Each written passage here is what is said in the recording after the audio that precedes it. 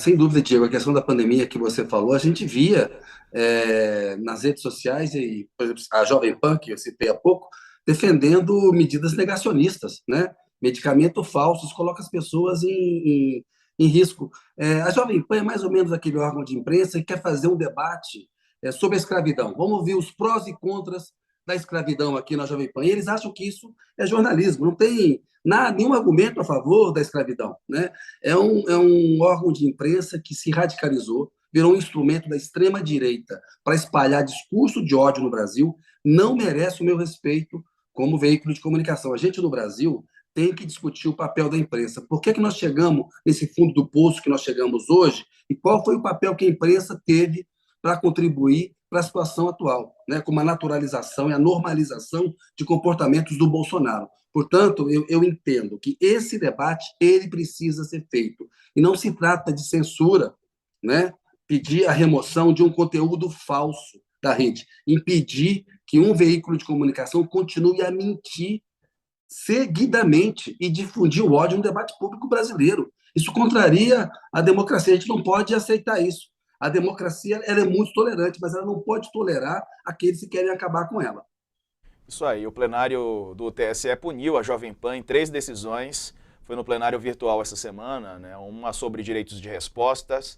As medidas obrigam a rádio a dar direito de resposta à campanha do ex-presidente Lula. O TSE também determinou que a empresa se abstenha de promover novas inserções e manifestações que digam que o petista mente sobre ter sido inocentado. O tribunal fixou multa de R$ 25.000 por descumprimento. Kennedy, e você falava aí sobre essa questão. A gente vê fotos, eu vi, de comentaristas da Jovem Pan fazendo protestos. Teve uma comentarista que chegou a ler uma receita de bolo, semelhante ao que faziam, né, na época da ditadura militar como forma de censura. O que te parece isso, Kennedy? Falseamento da história. Né, É falseamento da história. Eles não podem se comparar a veículos que resistiram à censura que havia na ditadura militar. Não há paralelo, não há comparativo, né? A Constituição brasileira prevê o princípio da presunção de inocência. Uma pessoa só pode ser considerada culpada depois que a culpa dela transitou em julgado, depois que o Estado e o Poder Judiciário provaram que aquela pessoa é culpada. No caso do Lula, ele não tem nenhuma condenação com trânsito em julgado dizendo que ele é culpado. Portanto, ele é inocente. Né? Jornalistas, que são as primeiras vítimas de ditaduras, deveriam ser os primeiros a entender. Mas aí se faz um jogo de palavras, né?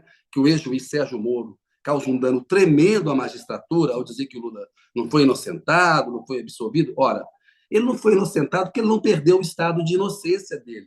O Estado não provou a culpa dele. Isso está na Constituição. Todos nós deveríamos prezar a Constituição brasileira. O que a gente vê? Um veículo de comunicação alinhado com um presidente que quer transformar o Brasil numa ditadura, né? Um autocrata, um candidato a ditador como o presidente Jair Bolsonaro. E falando em censura sobre medidas, decisões já tomadas pelo Tribunal Superior Eleitoral, considerando difamatórias, fake news, ilegais, ou a informação levada ao ar. Portanto, não tem censura nenhuma aí. Mas teve toda uma organização da máquina de difamação bolsonarista para tentar colocar isso como censura. Numa democracia, Diego, liberdade, repito, liberdade de opinião, liberdade de expressão não significam liberdade para caluniar, para mentir, para cometer crimes, para difamar. Né? Numa democracia, a gente não pode aceitar isso. No momento que a gente aceita isso, nós estamos perdidos. E nenhum direito é absoluto.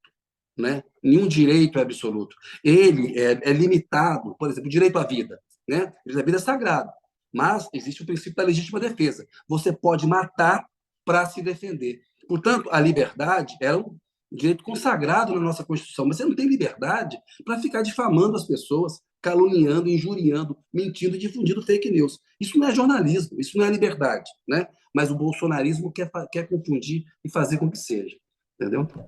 isso aí, Kennedy. Deixa eu ver o Carlos